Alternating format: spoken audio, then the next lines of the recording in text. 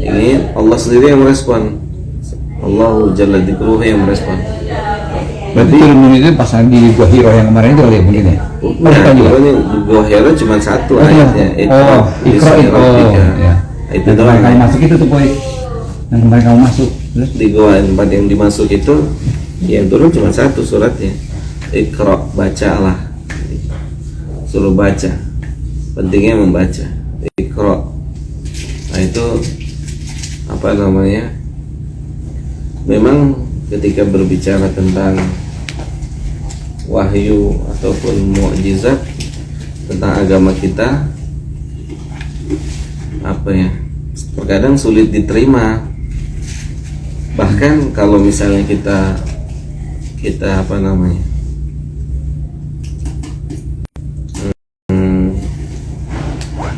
kita pikirkan dengan logika normal kita, itu apa mungkin Nabi Muhammad naik ke Gunung Sur yang gunungnya bebatuan, susah naiknya, di atas dengan ruangan yang sempit ada di situ.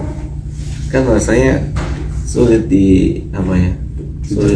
Sulit dicerna. Enggak sulit, itu sulit dicerna ya kan? Dalam kondisi sendiri terus melihat Ka'bah, kemudian didatangi oleh malaikat Jibril. Itu kalau pakai akal kita itu sulit untuk dicerna. Itu sulit dicerna, sangat sulit dicerna. Makanya akal kita fungsinya sebenarnya untuk membantu memahami nas-nas wahyu itu, bukan akal kita berada di atas wahyu. Nggak bisa, karena wahyu itu nggak bisa dicerna. Ada sesuatu hal yang tidak bisa dicerna dengan akal kita, itu wahyu. Paling gampang atau diantara hal yang menunjukkan paling gampang kalau akal kita tidak bisa mencerna tentang wahyu atau tentang ya apa namanya, ya tentang wahyu lah ya. Saat apa? Seorang bayi dilahirkan dari perut ibunya, itu nggak akan bisa diterima pakai akal sehat. Mohon izin, dari tempat yang sempit itu bisa keluar sepotong daging segini, kan logikanya akan pecah, hancur, benar nggak? Iya.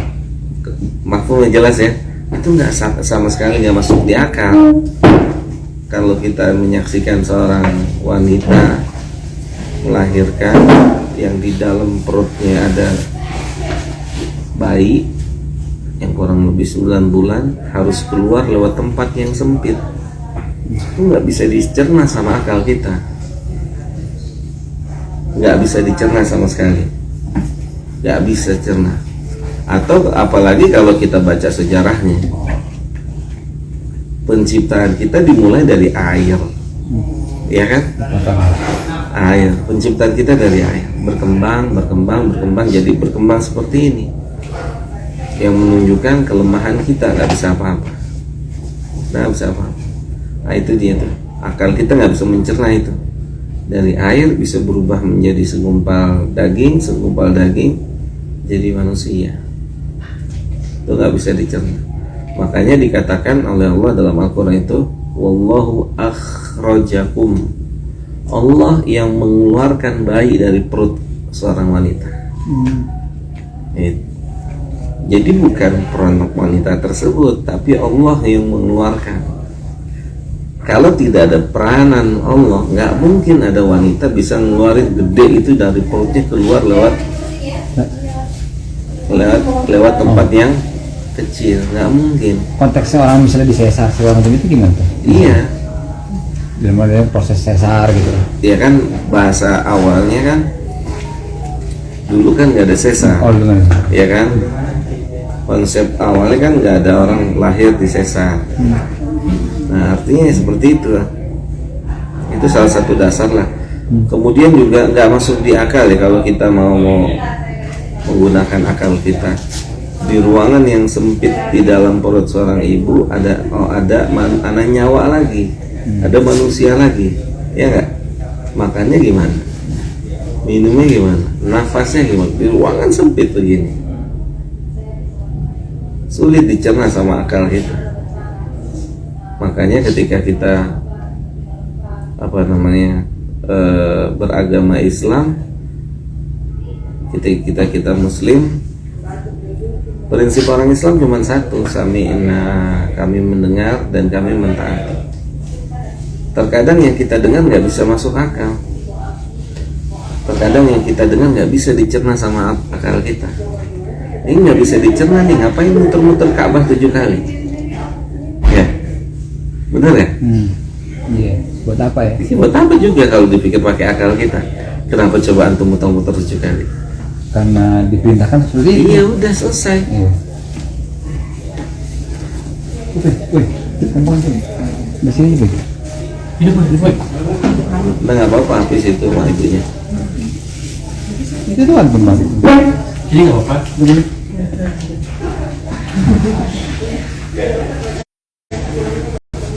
Gitu. Intinya kadang memang nggak bisa Udah mulai. nggak bisa dicerna sama Udah mulai. akal, Oh, udah mulai. nggak bisa dicerna sama Oh, itu. akal kita. Sesuatu syariat itu nggak bisa dicerna sama akal gitu. Seperti misalnya coba, ini ada satu fenomena yang masih berjalan sampai hari ini. Jauhnya mulai Anda bukan buat tinggal siwak nih, ini fenomena yang ada di zaman Nabi. Coba bayangin, di zaman itu tidak ada sikat gigi, tidak ada pasta. Odol. Iya, odol. Ini alat yang digunakan buat mereka membersihkan gigi mereka. Dan gigi mereka itu harum-harum karena pakai ini, pakai siwak. Dan ini salah satu fenomena yang masih ada atau masih bisa dilestarikan sampai hari ini. Ini nggak bisa diterima sama akal. Kayak kuas ya. Iya. Jika dibandingkan, bahkan coba nih, ya alhamdulillah itu nggak salah cium. Bekas ontak kemarin tuh. Lagi ngontak masih ada tuh. Apa ya? Ya bahkan nggak bisa dibayangkan. Coba dulu pakai ginian, nggak pakai odol. Cuman kehidupan kita hari ini, ya kehidupan yang mungkin nggak terbiasa. Tapi kan sesuatu kalau dibiasain akan menjadi biasa. Gitu. Nah, inilah salah satu buktinya nih. Salah satu bukti apa? Nggak bisa diterima sama akal. Iya, Allah udah pikirin semuanya ya. Iya, Allah sudah pikirin semuanya. Allah sudah, makanya dikatakan penciptaannya sudah sempurna. Allah udah apa namanya? Udah jauh lebih tahu tentang segala sesuatu. Bahkan Allah tahu apa yang akan dikatakan oleh manusia. Paham nggak? Apa yang akan dikatakan oleh manusia nanti? Apa ya? Oh, Ngerti kan? Bahkan alasan argumen yang akan manusia katakan saat dia tidak mentaati Allah, Allah pun tahu. udah tahu. Hebat ya. Hari ini saat manusia tidak mentaati atau tidak tunduk patuh sama Allah, Allah tahu apa yang akan mereka katakan besok sama Allah. Endingnya dia juga tahu. Endingnya tahu, Allah tahu. Makanya fungsi dari belajar akan, sekali lagi saya bilang, semakin banyak belajar akan semakin tersingkap banyak ilmu yang tidak kita ketahui. Banyak ilmu yang tidak kita ketahui. Kayak misalnya, contoh nih misalnya nih, ending nanti besok di hari kiamat yang dikatakan oleh Allah dalam Al-Quran. Allah mengatakan penghuni neraka itu besok di hari kiamat ngomong apa? Kata penghuni neraka, banyak ucapannya. Di antara ucapan penghuni neraka besok di hari kiamat, dia bilang, qalu law kunna sami'na, gitu. Mereka berkata, ya Allah, seandainya dulu kami mau dengar, au na'kilu, atau seandainya kami mau menggunakan akal kami. Lihat, menunjukkan apa? Penyesalan. Penyesalan. Diterima nggak penyelesaiannya? Ya udah lewat ya. Nggak diterima. Kenapa? Mereka bilang gini, waqalu law kunna na'kilu. Ya, kalau seandainya kami mau dengerin, kalau seandainya kami mau memikirkan, ma kunna min ashabis sa'ir, kata dia, pasti hari ini kita tidak di neraka. Jadi apa ya? Dalam yang terpenting kita tahu fungsi daripada diciptakannya kita semua. Sederhanalah. Ketika misalnya Waalaikumsalam. Ketika misalnya nih Om Erik menghadiahkan kepada anak-anaknya real masing-masing 500 real. 3 anak 500, satu 500 real. Begitu Om Erik lihat sikap anak yang dikasih 500 real itu lagi digunting-gunting, bagaimana reaksinya? Tepat nggak menggunting real? Atau kita nggak usah bicara real, kita bicara rupiah, atau kita bicara motor, atau kita bicara mobil, siapapun, atau dikasih mobil, atau dikasih motor, kemudian saat menghadiahkan motor, atau saat dikasih motor, atau saat dikasih mobil, pasti orang yang memberikan itu punya maksud dan tujuan, ya kan? Punya maksud dan tujuan, dan dia juga tidak mungkin memberikan sesuatu, kan nggak mungkin Om Erik beliin mobil buat Rana, benar nggak? Iya. Kenapa? Ya Nggak bisa mobil. Itu kan simpel jawabannya. Tapi suatu hari Rana udah besar, atau siapa? Adan udah besar, 20 tahun, minta mobil, misalnya gitu ya, minta motor, udah bisa sendiri, tepat. Bisa punya SIM kan, udah waktunya punya SIM, tepat. Gitu. Nah, penggunaan nih saat itu barang dikasih, ya saat itu barang dikasih, yang ngasih ngomong, nih Abu Rai, ini motor buat antum kerja sana sini cari nafkah, no Adan, dan seterusnya. Nah kemudian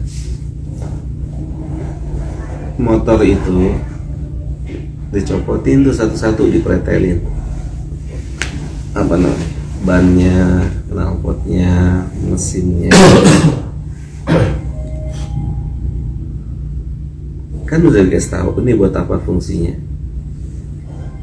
Kata yang kasih, ini antum pakai buat kebutuhan sehari-hari. Kemudian dipretelin.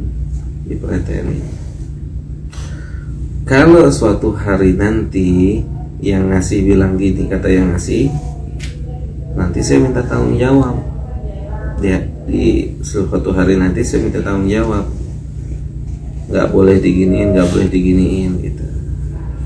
Tibalah harinya. Nah yang meretelin ini, kalau Om Erik atau kita kasih motor itu kepada anak di bawah umur yang motor itu diketok-ketok, kita yang salah. Paham nggak? Karena dia belum mencerna untuk apa tuh motor. Tapi ketika yang dikasih orang yang sudah punya akal untuk mencerna, yang saat dia diberikan motor bukan untuk digituin, maka penyesalanlah yang akan diucapkan oleh orang yang menerima motor. Paham nggak sih? Iya. Penyesalan, makanya mereka bilang apa? Qalu law kunna nasma'u aw na'qilu, seandainya dulu kami mau dengar, seandainya dulu kami mau apa namanya, mencerna. Gitu. Pasti hari ini kami tidak ada di neraka. Yang menunjukkan apa? Terkadang kecerdasan dan kepintaran manusia nggak bisa menerima syariat. Paham nggak? Dan itu nyata dalam kehidupan. Terkadang kecerdasan dan kepintaran manusia tidak menerima syariat. syariat itu tidak minta diterima atau tidak diterima oleh manusia, karena syariat itu saat ditetapkan itu sudah sempurna dan sudah dengan penuh perhitungan. Harus ditaati ya.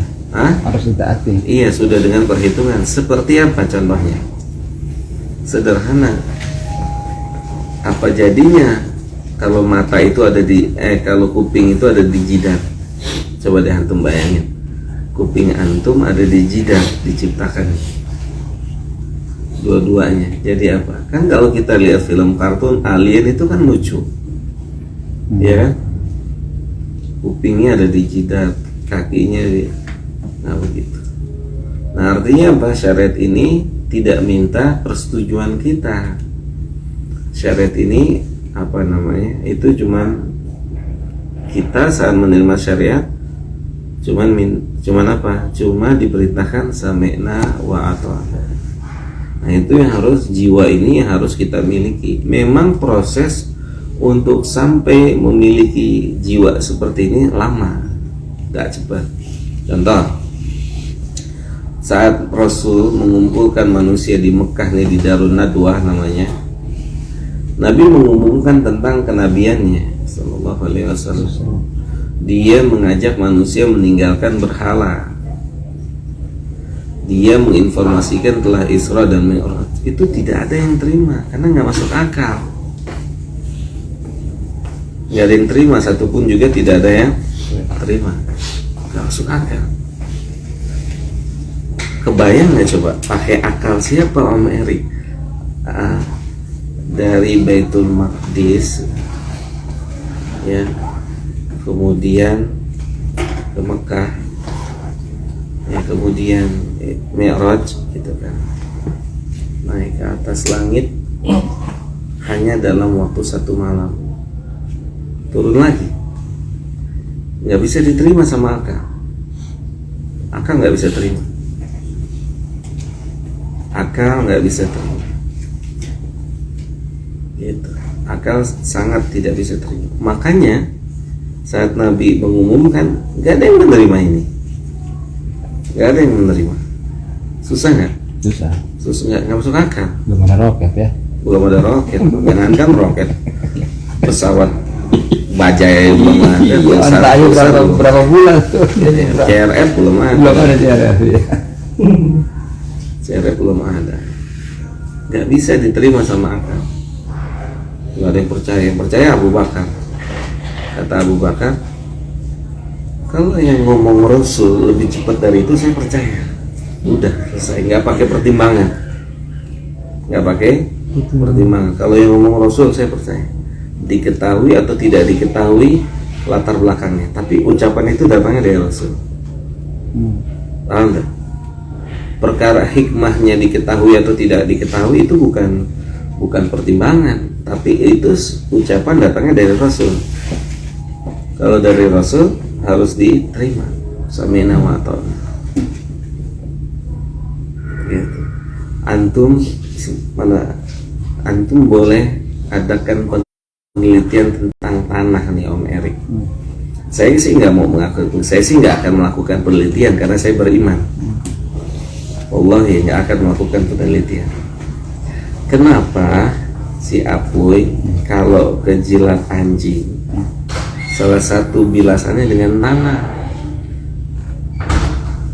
karena semuanya kita nih kejilat anjing dibasuh kan 7 kali, salah satunya dengan tanah. Kenapa dengan tanah? Kenapa dengan tanah? Ustaz, bagaimana dengan deterjen, dengan pewangi dan sabun-sabun hari ini ada? Penawaran. Kenapa? Kata, penawaran. Ini yang ngomong para atiba, para dokter Muslim yang terpercaya keislamannya, dia bilang apa? Pembuktian itu bakteri yang terdapat di liur anjing nggak bisa hilang pakai sabun. Dia cuma bisa hilang pakai tanah. Allahu Akbar. Ini wahyu, tidak bisa diteliti, nggak masuk akal, nggak masuk akal. Kalau bu dokter mau teliti, saya rasa nggak perlu teliti. Maksudnya apa namanya? Bukan teliti, apa namanya, Bro? analisa. Kalau mau dianalisa saya nggak perlu diadakan analisa. Kenapa? Karena ini wahyu. Seperti misalkan gini.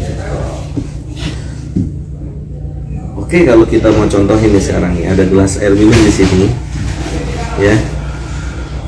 Kemudian ada lalat di sini, lalat masuk, tanpa disengaja itu lalat masuk. Atau bukan lalat lah, misalnya kita dalam perjalanan nanti ketemu kencing onta, itu sunnah untuk diminum. Oh, bingung lagi kan? Tuh kan, kencing onta, dawa obat. Dulu saat sahabat sakit itu suruh Nabi kencing onta minum, sembuh. Justru bukan susu onta, kencing onta. Iya, ini sakit, kita cari Kalau Nabi kencing antum itu. Tapi kan ada ontanya tadi Ada ontanya. mau jadi onta. Allah nggak nyambung. Allah, iya betul, kencing onta. Antum boleh cek di Saudi kencing onta sama susu onta harganya jomplang. Oh, kencing onta mahal. Oh iya? Iya, cuman nggak ada di situ. Antum harus datang ke kandang onta. Iya. Pada Allah kita nggak kandang onta ya. Sudah saya dulu kita tuh kalau bawa jamaah umroh bawa ke kandang onta pada minumin kencing onta. Oh iya? Iya. Nggak makan apa-apa Tat? Itu kan obat. Iya, tapi makan Gak kenapa-napa sih. Ada letter hadisnya. ada ya itu gitu. Nggak masuk Nggak akal. masuk akal, nggak masuk akal. Nggak bisa diterima. Akal siapa? Akal siapa nggak akan bisa terima ini kencing onta obat? Gitu, akal onta lagi. Kencing onta obat nggak bisa diterima. Itu ada di Quran apa di hadis? Hadis Oh, di ucapan Nabi saat sahabat sakit kata Nabi minum kencing onta bisa diterima.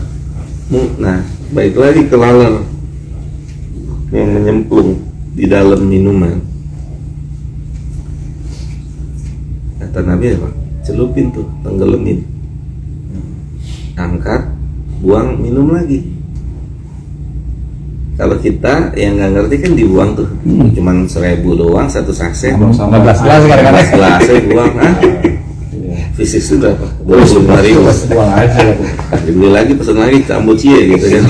Fisik 25.000 satu segini 25.000. Buang aja ya Mbak Afif ya. Padahal nggak perlu ya. Hah?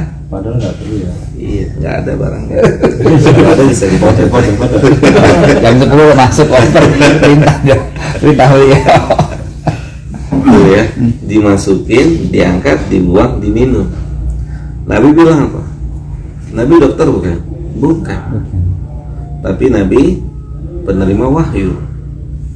Kata Nabi, itu satu sayapnya sumber penyakit, satu sayapnya obatnya. Gak perlu para dokter melakukan penelitian. Buat apa wahyu diteliti? Wahyu sudah pasti benar.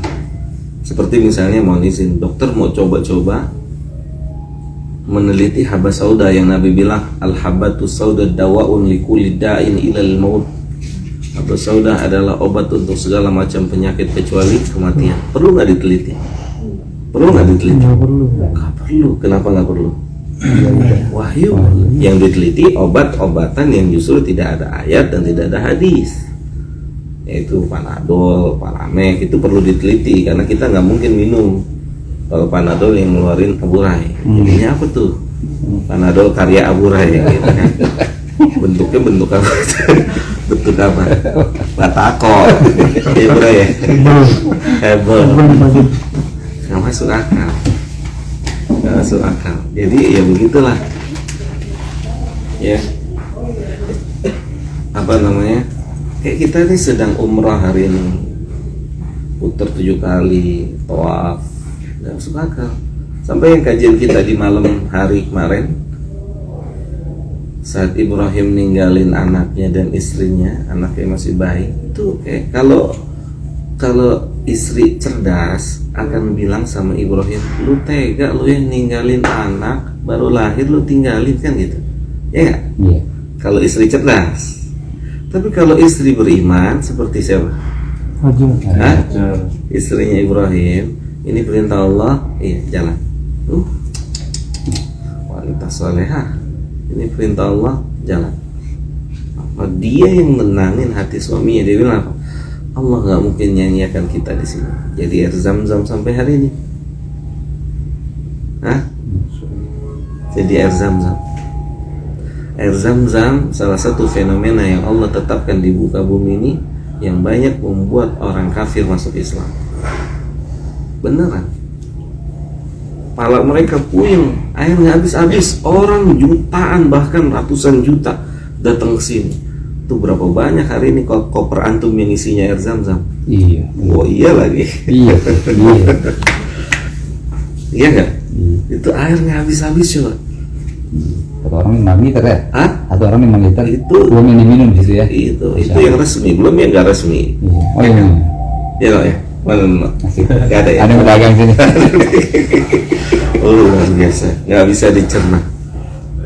Makanya orang-orang Nasara atau orang-orang Muslim itu banyak yang masuk Islam dengan sebab air zam-zam. Air yang keluar dalam kondisi yang tidak mungkin. Itu harusnya Ismail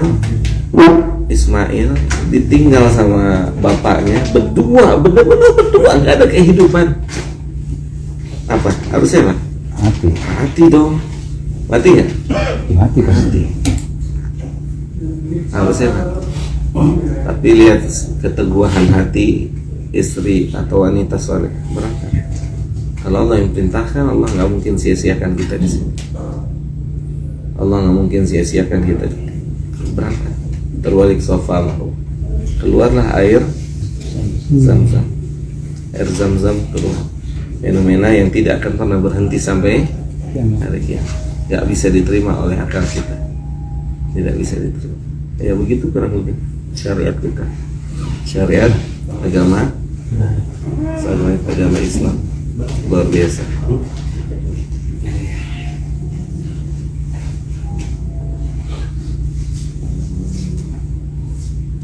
Jadi tadi katanya dengan pertanyaan Om Erik yang ucapan apa menyikapi Iya. tidak boleh.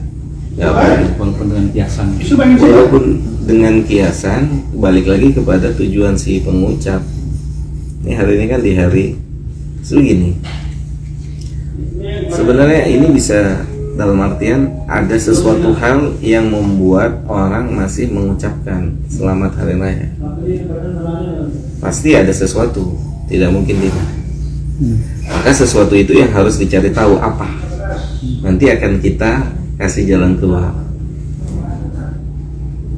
Gitu. Nih, misalnya gini. Apa misal?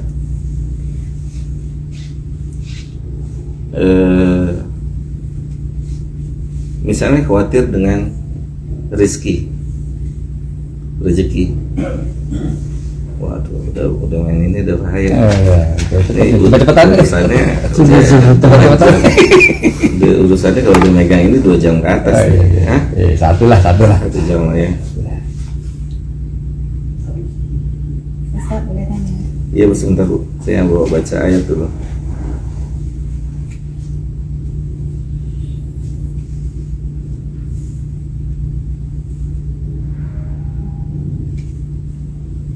Nih.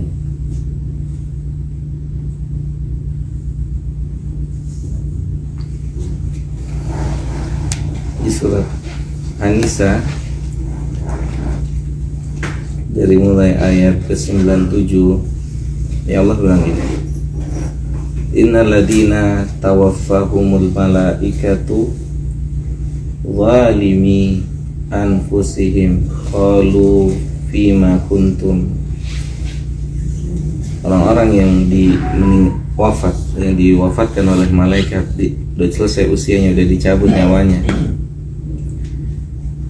kemudian dalam kondisi dia menzalimi dirinya sendiri, artinya dia melakukan sesuatu hal yang haram.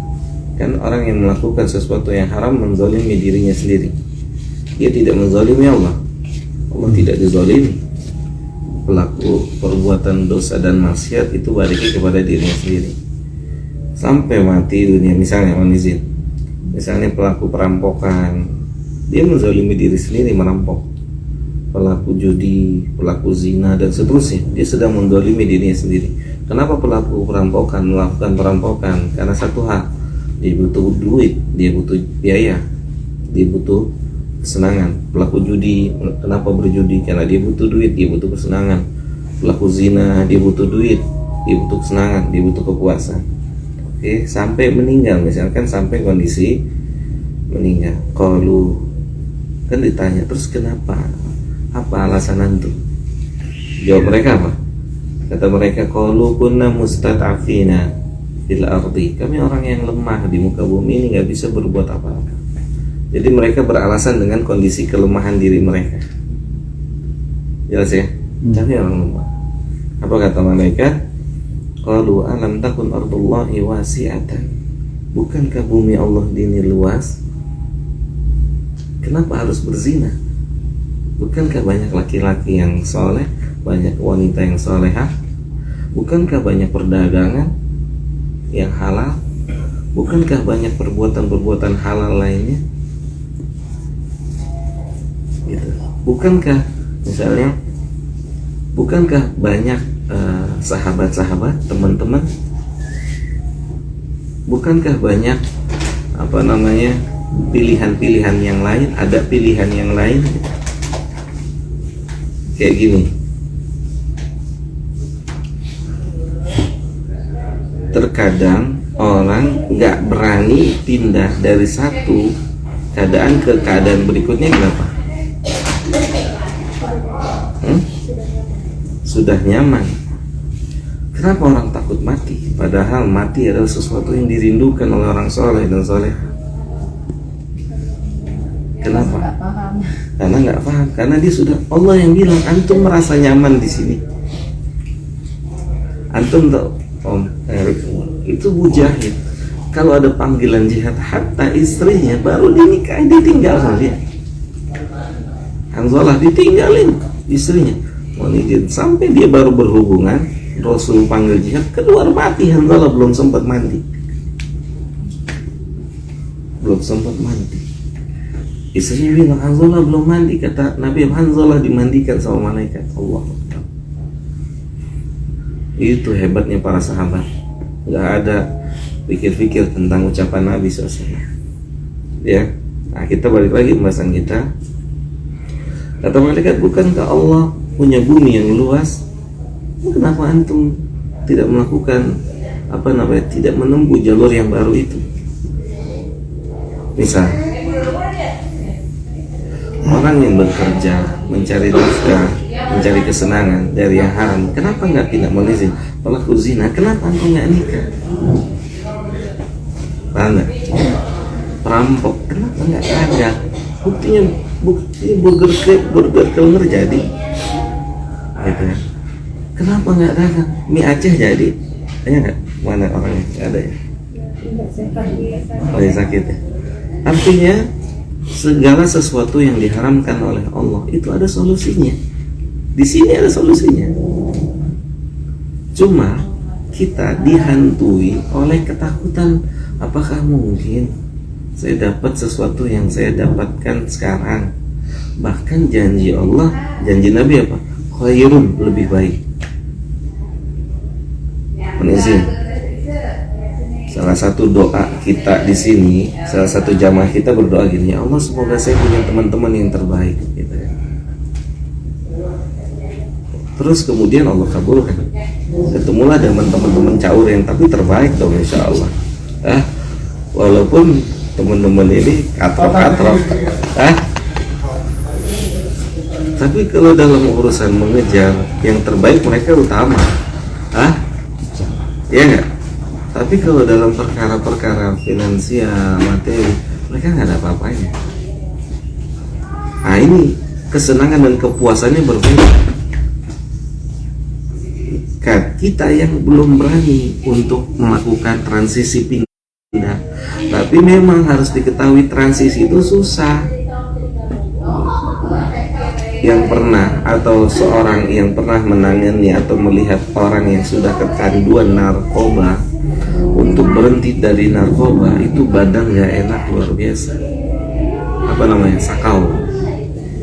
Badannya luar biasa kalau antum apa namanya, kalau kita lihat di berita bagaimana proses orang mau keluar dari narkoba dalam dirinya, susah. Sama seperti orang yang baru mau mentaati Allah itu susah berat. Oke, toyib. Ternyata kesusahan itu bukan hanya dalam mentaati Allah. Ada yang belum bisa bawa mobil ya sini ya? Kamu bisa nggak, Bu? Belum ya? Toyib. Bawa mobil buat aku ya, buat Anda atau buat siapapun yang belum bisa, itu perkara yang susah. Lu bayangin juga nabrak apa enggak, nyusuk apa enggak, ya nggak? Tapi kalau dia nggak coba bawa mobil, bisa nggak sampai mati? Hah? Nggak bisa sampai mati, nggak bisa. Rasa takut itu datangnya dari mana? Setan. Takut berinfak, takut berhijrah, takut ini. Itu setan tuh yang buat kita takut. Padahal ketika kita punya Allah, yang kita bilang Allah untuk menentukan sesuatu nggak perlu proses. Makanya orang iman dikatakan orang yang paling nyaman hidupnya, karena bersama dengan satu zat yang tinggal berkata. Kalau dia menghendaki hanya tinggal berkata, tidak butuh proses, sama sekali nggak butuh proses. Gitu. Terus ya, nah terus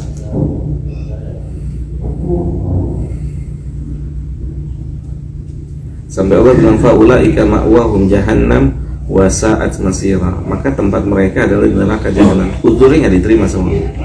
Uzurnya nggak diterima. Kenapa nggak mau ngambil transisi? Kemudian Allah jelaskan illal mustad'afina minar rijali wan nisa'i wal wildani la yastati'una hilatan wa la yahtaduna sabila. Kecuali memang dalam kondisi lemah, benar-benar lemah. Allah tahu kalau memang dalam kondisi lemah, nggak ada tempat buat berhijrah, nggak ada teman untuk berhijrah, nggak ada solusi lain. Nah, Allah tahu itu baru diterima. Maka Allah bilang faulaika asallah ayyafu anhum, maka orang-orang itulah yang diterima dan dimaafkan oleh Allah. Jadi bahasa simpelnya, kalau bodoh diterima oleh Allah kebodohannya, tapi pura-pura bodoh itu nggak ada dalam Islam. Pura-pura bodoh nggak ada. Bahasa bodoh Allah pasti tahu. Allah tahu. Kalau bodoh Allah terima. Ini saya bicara tentang di hari kiamat ya, bukan bicara di dunia. Di hari kiamat bodoh itu dapat uzur, pura-pura bodoh tidak dapat uzur. Bisa paham nggak? Gitu. Kalau memang bodoh Allah terima uzurnya, tapi kalau pura-pura bodoh tidak ada uzurnya.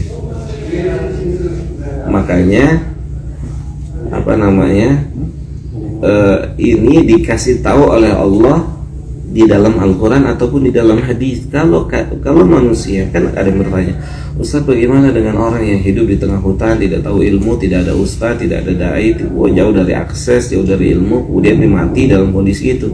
Allah lebih tahu tentang mereka dan tidak mungkin Allah siksa mereka tanpa sebab, nggak mungkin. Pasti akan Allah uji nanti di hari kiamat. Berbeda dengan orang-orang yang ada di lingkungan, gitu. Nah, makanya di sini Allah bilang apa di kelanjutan ayatnya? Wa man yuhajir fi sabilillah yajid fil ardi muragaman katsira wa sa'atan. Siapa yang berani mengambil jalur transisi, pindah. Yang transisi berat ya? Berat ya?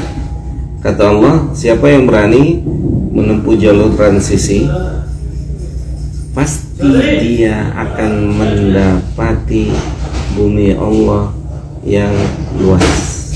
Pasti dia akan mendapatkan rezeki yang luas. Itu yang Allah ya. Pasti tidak mungkin tidak. Seperti misalnya, ini dia pertanyaan antum nyambung nih. Keumuman yang membuat orang masih mengucapkan ini kepentingan dunia. Benar ya? Benar. Relasi dunia, keuntungan dunia. Entah dia sebagai apa. Nanti gimana nih kalau nggak diucapin, nggak nyambung lagi. Kan yang kalau kita sudah belajar agama, rezeki kita tuh nggak ada di sini, rezeki kita tuh ada di langit. Maksudnya apa? Rezeki kita tergantung dengan yang di langit. Relasi sebagus apapun, kalau yang di langit bilang nggak dapet, kebayang nggak? Mas paham nggak sih? Sebanyak apapun, sebagus apapun relasi, teman, persahabatan, kedudukan, kalau yang di langit bilang bukan punya dia, jangan kasih dia, nggak akan dapet.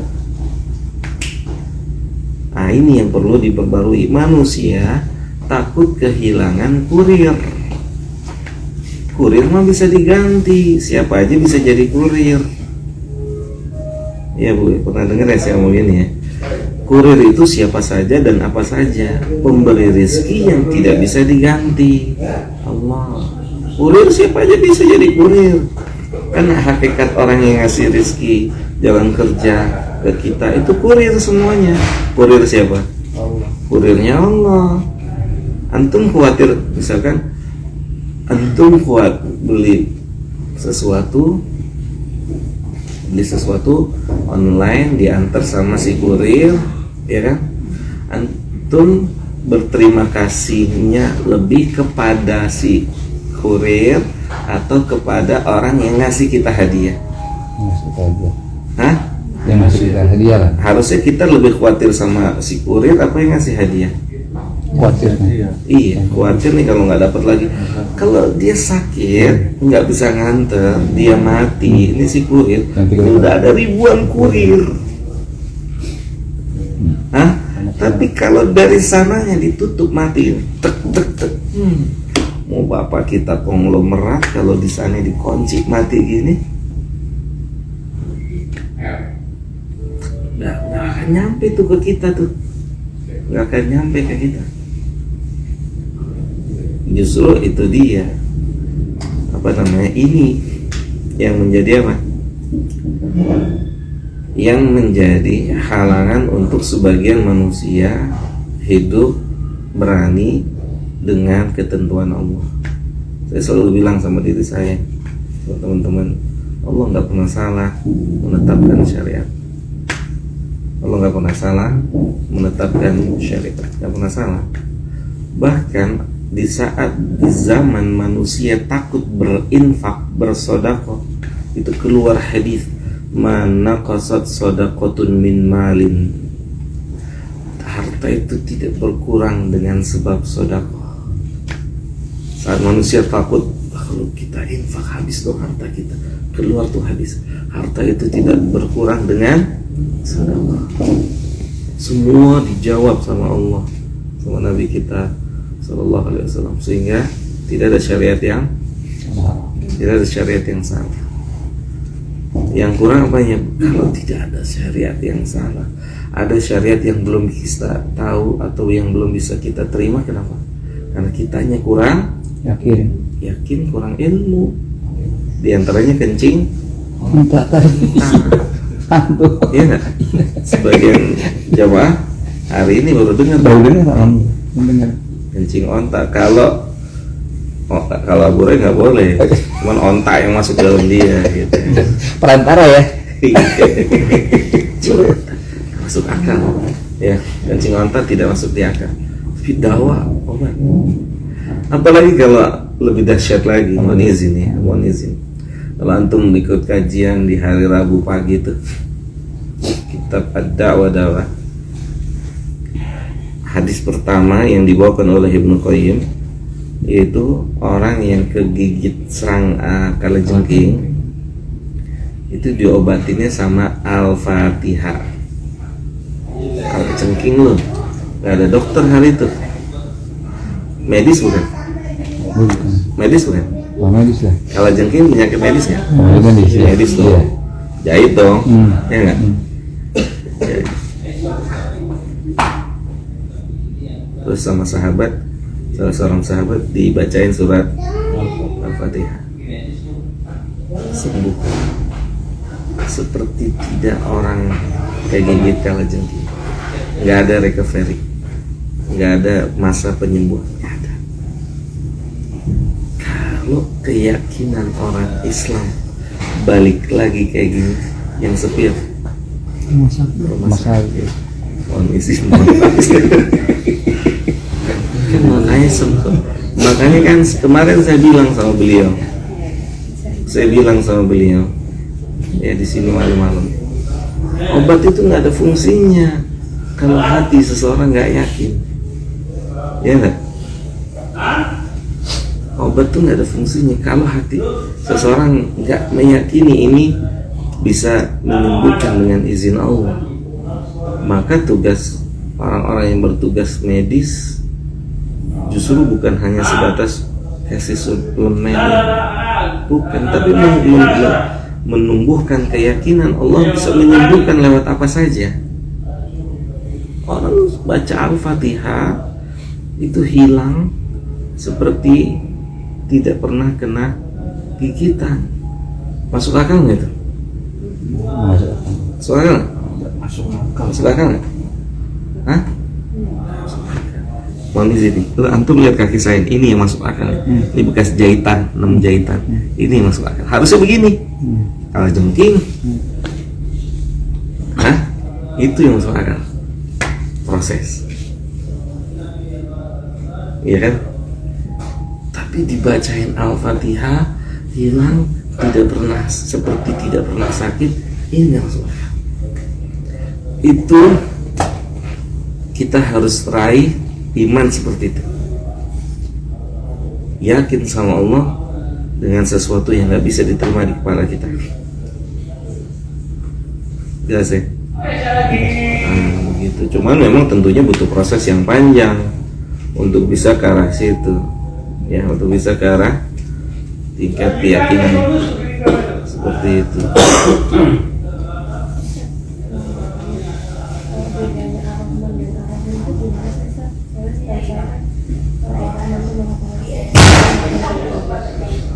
Allah Maha Pengasih kepada seluruh umat manusia, tapi Maha Penyayangnya hanya kepada orang-orang mukmin yang beriman. Nah, emang bedanya yang tadi bahasan pemberi rezeki dan berarti ya rezekinya bedanya gimana? Jadi gini, wah saya ngomong ini terlalu berat, terus terang, Panjang. bukan panjang, berat. Ucapan yang saya akan ucapkan ini terlalu berat, dan kalau belum bisa diterima diwajarkan, di kemudian hari mungkin bisa diterima. Kalau berbicara tentang rizki terbesar dalam Islam itu bukan dunia dan isinya, tapi Islam dan ketaatan pada Allah. Saya bilang berat kan? Dunia dan isinya, ya ada artinya. Berat nggak tuh? Kan saya bilang tadi kan berat. Nabi, berat lagi nih, saya juga belum bisa jauh, cuma saya sampaikan. Saya jauh. Bangun tidur, badannya tuh berbekas pelepah kurma. Sallallahu alaihi wasallam.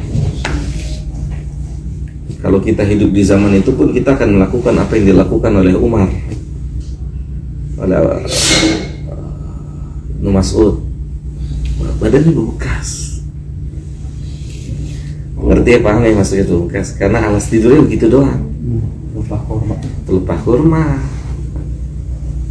Sebelumnya mohon izin, sebelum saya lanjutkan, ternyata ada hikmahnya loh. Coba deh antum kan punya spring bed, kasur di rumah.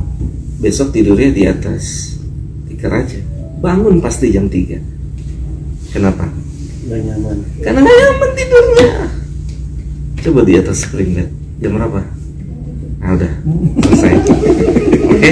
Islam, lihat agama kita luar biasa. Bukan nggak boleh beli spring bed, bukan nggak boleh beli spring bed, kelilingin sama alarm tuh spring bed, biar bangun bertiga. Oke, itu ya, kita lanjut. Aisyah, tiba-tiba Nabi pulang di rumah Nabi sudah ada kasur terbuat dari wool, kasur dan bantal terbuat dari wool. Nabi pulang, Nabi tanya, Ya Aisyah mahadi. Ya Aisyah, apa ini? Kata Aisyah, ada wanita yang dengar kabar antum kayak gini, terus kasih ini buat antum tidur. Tahu nggak jawabnya Nabi? Ini berat. Nggak ada orang bisa sampai titik ini, nggak ada. Nggak ada orang bisa sampai titik ini, nggak ada. Satu pun nggak ada. Kata Nabi, ruddiha, pulangin. Nggak ada yang bisa sampai titik ini. Ruddiha, pulangin. Mali walid dunia, apa urusan saya dengan dunia ini? Pulangin. Pulangin. Saya nggak butuh ini semua. Pulangin. Saya bilang nggak akan ada orang bisa kayak gini. Pulangin. Saya nggak butuh ini semua. Ruddiha. Saya nggak butuh ini semua. Kalau mau bicara rezeki tadi, rezeki tertinggi saat hati orang itu tunduk patuh sama Allah. Kata saya Utsaimin, walaupun 3 hari nggak makan. Kenapa saya bicara ini? Agar kita semua yang ada di sini tahu rizki apa terbesar yang Allah berikan pada manusia. Nabi bilang, ruddiha ma'ana walidunya ila karakibin. Saya ini cuma sebagaikan orang musafir, capek tidur di bawah pepohonan, bangun lagi. Saya rasa susah ini. Nah, kaitannya dengan Ar-Rahman Ar-Rahim yang ditanya,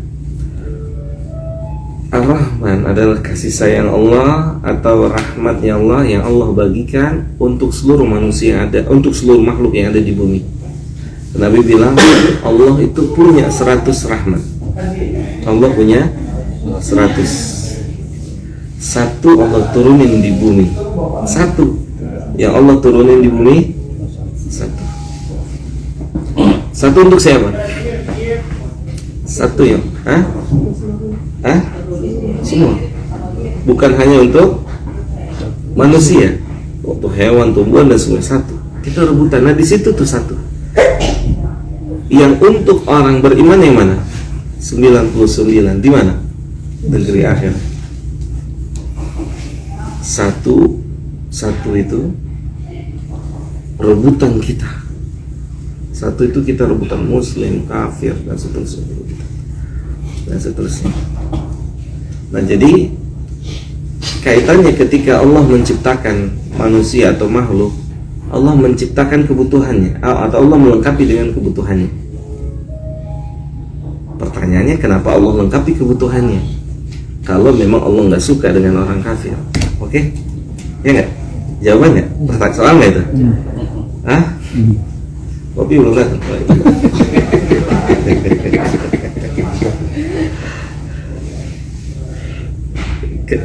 Kalau Allah memang nggak suka tuh sama orang-orang kafir yang ada di bumi ini, kenapa Allah lengkapi kebutuhannya, bahkan Allah lebihkan? Udah megang lagi repot nih, panjang lagi nih. Kenapa?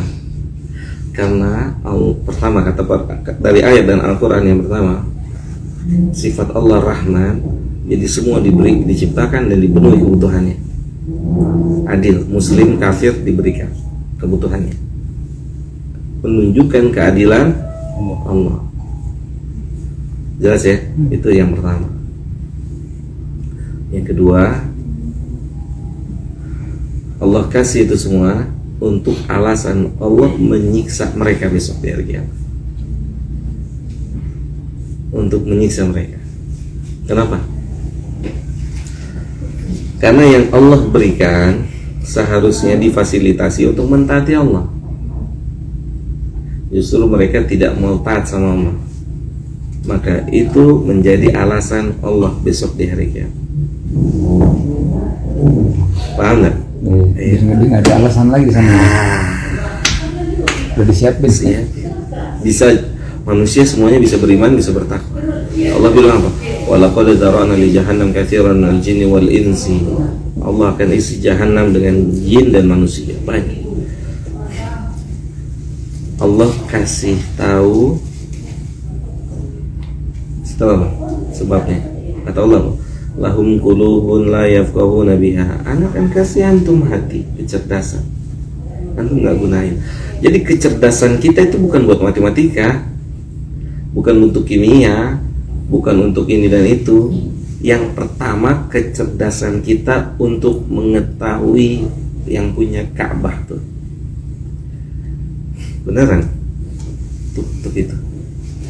Maka siapapun yang nggak ngerti yang pemilik Ka'bah, dia tetap dikatakan orang bodoh, walaupun dia orang tercerdas di bumi ini.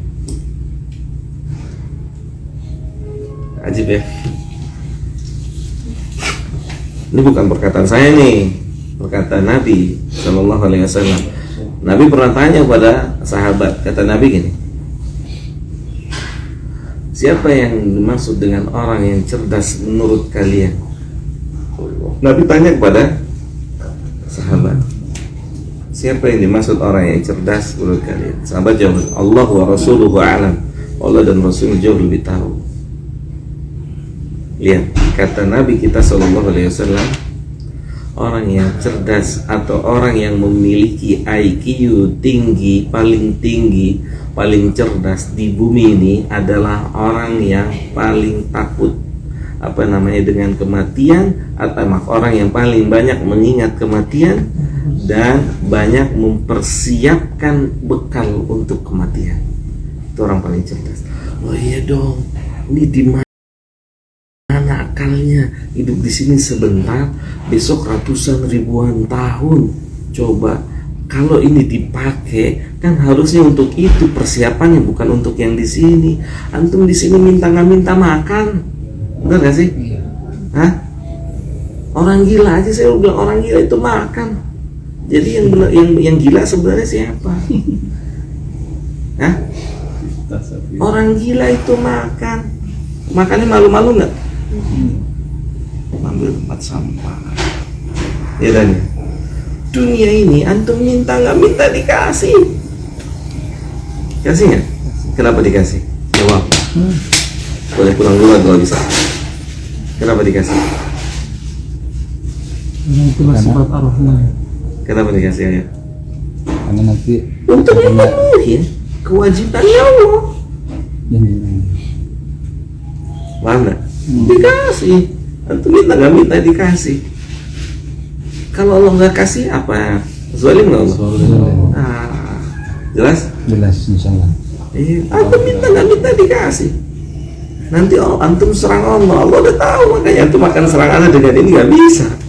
Udah dikasih. Paham?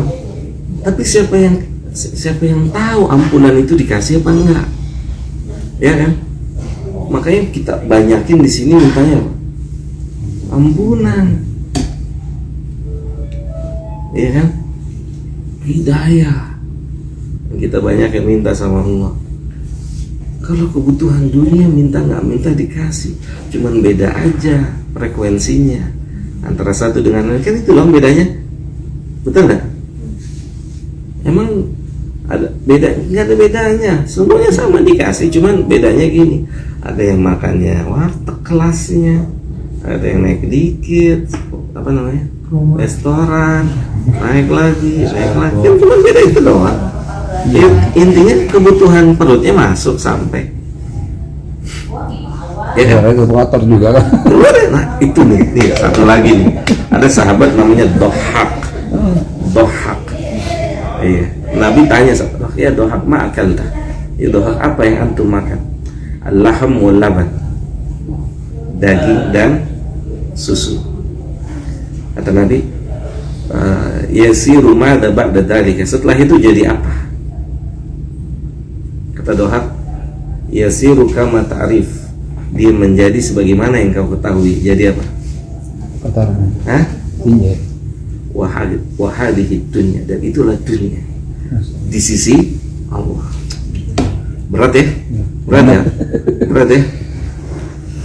Kan saya bilang mungkin hari ini kita belum bisa terima hari kayak gini, tapi di kemudian hari kita sedikit demi sedikit bisa menerima.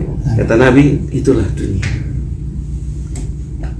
Sampai Nabi bilang, kotoran mulai kotoran. Nuno tuh habis dari buang kotoran. Antum mau ngambil? Antum mau ngambil? Kenapa nggak mau? Kotor. Bau kotoran. Antum mau nggak ngantri? Ini kontrakan dulu, mau nggak ngantri? Nggak, jijik ya. Apa gitu mandang dunia orang punya ilmu? Jijik. Antum bahkan nih kata Nabi, kalau antum bisa punya sifat kayak gitu, itu dunia itu datangnya ngejar-ngejar antum. Antum dikelilingin dunia. Resep Nabi tuh. Kalau resep orang berakal cari dunia dengan apa? Iya. Dengan apa? Ya kan antum pada berakal semua. Hah?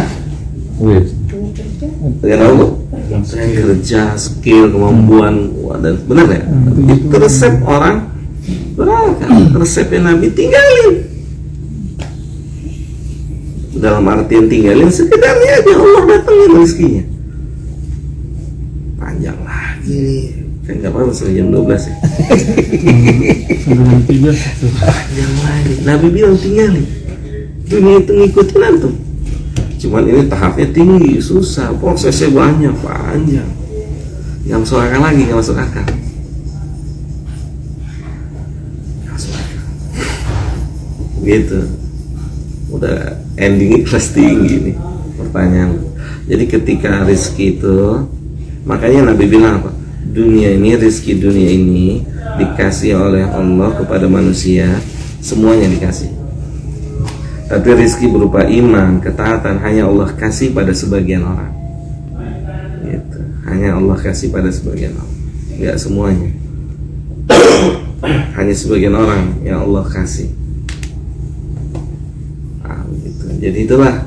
Jadi ketika ditanya Ar-Rahman Ar-Rahim, Allah punya sifat dalam artian kasih sayangnya Allah. Bahkan nih Nabi pernah saat melihat seorang wanita sedang mencari anak bayinya yang hilang. Gelisah nggak? Ah? Bukan main. Ketemu, bayinya ketemu. Terus Nabi bilang sama Umar, ya Umar, mungkin gak si ibu itu lempar bayinya ke api? Mungkin. Mungkin nggak, kata Nabi tanya sama Umar, mungkin gak si ibu itu lempar bayi itu ke api? Kata Umar, nggak mungkin, orang hilangnya dicari-cari. Apui belum pulang, antum resah ya? Iya. Raffi belum pulang, antum resah ya? Resah. Resah ya? Telat aja pulangnya. Si Adan. Segini belum pulang, udah mulai gelisah tuh. Telepon sekolah, telepon ininya dan seterusnya, udah mulai goncang. Ini bayi baru ketemu, kata Nabi, mungkin nggak dia lempar ke api? Ya mungkin. Lihat kata Nabi, Allahu arhamu bikum. Allah lebih sayang pada kalian dari sayangnya ibu kalian kepada kalian. Oh gimana nggak sayang? Kita nggak taat aja bisa makan burger loh. Kita bisa makan nasi mandi loh. Kita nggak taat aja bisa nikmatin dunia loh. Apa bukan sayangnya Allah? Kalau lo nggak sayang dipites tuh, hah? Ya nggak? Kalau lo nggak sayang diinjek-injek tuh, diunyeng-unyeng. Bacok beneran ya nggak Mary? Hah? Kalau Allah nggak sayang, kita nggak sholat aja makan. Hah? Kita nggak sholat tuh makan. Makannya enak loh. Bre, apa makannya Bre? Oh iya. Kita nggak taat sama Allah aja, Allah kasih kita bisa lihat. Nanti saya lagi tulis buku, insya Allah nanti dikit keluar. Judulnya aja lah kasih tahu ya. Apakah kamu berakal? Itu dari ayat, karena ayat Al-Quran Allah selalu bilang gitu. Allah kasih ini, Allah kasih ini, Allah kasih ini.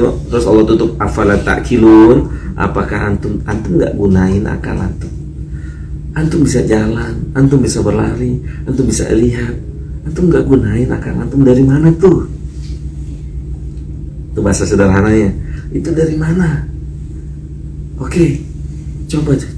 Maka sampai Allah bilang, kata Allah, Tuhan selain Allah itu jangankan ciptain manusia, lalat aja dia nggak bisa ciptain lalat. Dulu pernah ada orang musyrik itu mau coba-coba tandingin Allah. Saya bisa ciptain. Dia beli buah, taruh kantung kresek, diendepin seminggu, 2 minggu atau beberapa lama, buah itu keluar belatung dong, ya kan? Diumumin, saya telah menciptakan belatung. Kan tadinya nggak ada, ya kan? Diumumin, saya telah menciptakan belatung. Datang syekh untuk menciptakan belatung ya. Ada berapa jumlahnya? Bingung nggak dia? Bingung. Hah? Kalau kita nggak mungkin nggak tahu Iya, gimana. ada berapa jumlahnya? Tepar tuh saya tanya. Tapi pertanyaan pertama dia udah nggak bisa jawab. Yang kedua, berapa laki, berapa perempuan? Hah? Gimana? Keder ya? Berapa laki, berapa perempuan? Pertanyaan ketiga. Pertanyaan ketiga. Yang mana apa namanya? Yang menjadi yang mana anak yang mana orang tua dari belatung itu? Nggak bisa dijawab. Dia nggak? Allah banana, ini dalam syariat ini namanya banana. Ruas jari kita ini disebut dengan banana. Dalam Al-Quran bilang hatta bananahnya manusia besok itu nggak tukar. Udah ini kita dimakan oleh apa namanya? Tanah. Oleh binatang. Semua tubuh kita hilang kecuali tulang, ekor. Ini banana ini akan balik lagi sempurna, tidak akan ketukar. Walaupun orang itu punya nama sama. Misalnya namanya Abdullah bin Abdullah bin Abdullah bin Abdullah bin Abdullah, namanya sama, bananahnya berbeda. Hebat emang Rabb kita, luar biasa, subhanahu wa ta'ala. Itu rezeki, disebut dengan rezeki. Begitu. Jelas ya? Mudah-mudahan jelas. Enggak ada ya? Ada mau nanya dah? Ada Nono mau nanya nak? Enggak. Silakan kalau ada yang mau bertanya. Si ibu nggak jadi. Yang lagi nulis pertanyaan. Aku yang bertanya apa ya? Gitu. Jadi yang terpenting adalah ya dalam hidup ini bagaimana kita bisa menjadi manusia yang menerima ketetapan Allah Subhanahu wa ta'ala. Itu adalah hal yang terpenting dalam hidup ini. Dan Allah tidak pernah salah dalam menetapkan syariat atau menetapkan sesuatu, tidak pernah salah. Tapi kita yang tidak mengerti cara menyikapi syariat itu, kita yang tidak paham. Seperti mohon izin pertanyaan kita ketika misalnya saya sebagai seorang pengajar dihadapi dengan pelajar yang ketika di majelis ngobrol, ketika di majelis main handphone, kan itu ujian buat kita sang pengajar gitu ya. Ngobrol sampai kedengaran suaranya, main handphone sampai kedengaran, itu ujian. Dalam artian ya bagaimana kita ini bisa mensikapi itu dengan yang terbaik, yaitu dengan petunjuk Allah dan Rasul, sehingga bisa tetap di atas kebaikan. Ya kita sebagai orang tua punya anak yang punya karakter macam-macam, sebenarnya nggak keliru atau salah anaknya, tidak bisa disalahkan anak. Tidak, saya pernah bilang di kajian, saya bilang ketika ada orang belajar ngantuk itu kesalahannya ada di beberapa faktor. Tidak bisa disalahkan yang belajar juga, tapi bisa jadi yang salah adalah kurikulum yang dipelajari.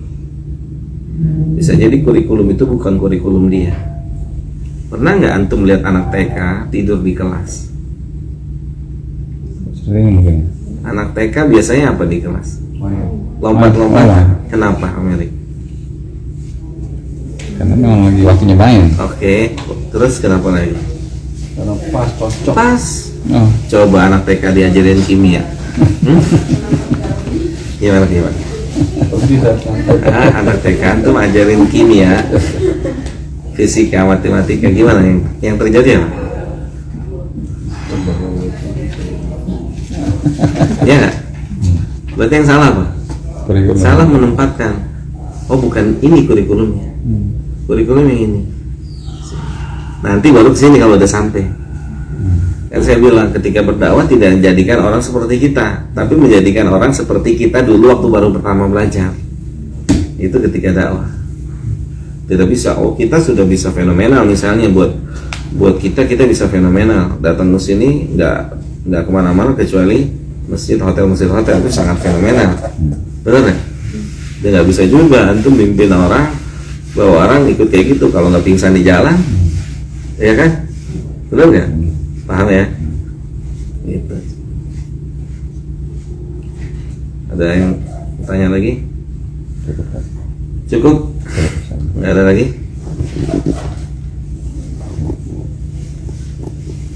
Kalau nggak ada kita cukupkan sampai di sini. Mudah-mudahan ada manfaatnya kajian kita di pagi hari ini.